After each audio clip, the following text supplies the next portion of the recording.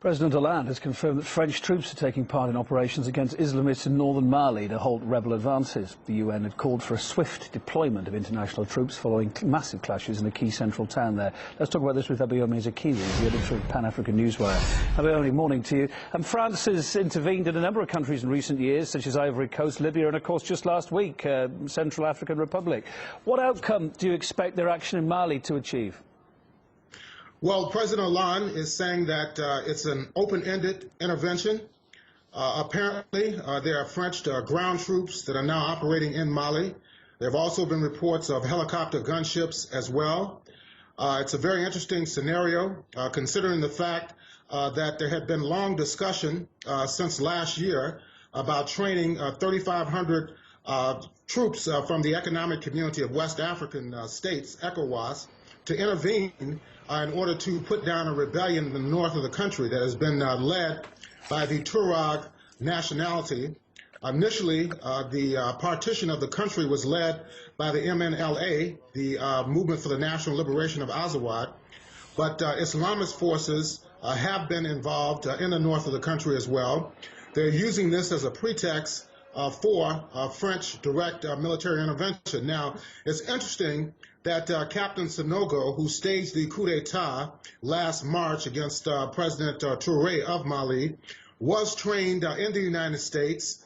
Also, he installed the president of the country, who in fact holds a U.S. passport, and he's also a representative of Microsoft Corporation in Africa. That is Mr. Gioconda Traoré.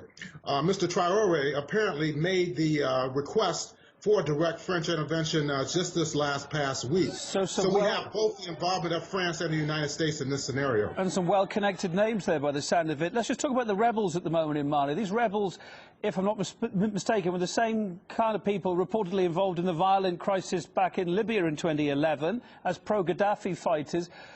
If that's the case, can we expect the same level of bloodshed in Mali to escalate as it did in Libya? Well, the so-called rebels in the north are not necessarily a uniform group politically. Some are more secular than others. The MNLA has been associated with the former Jamahiriya government in Libya, which was overthrown in 2011.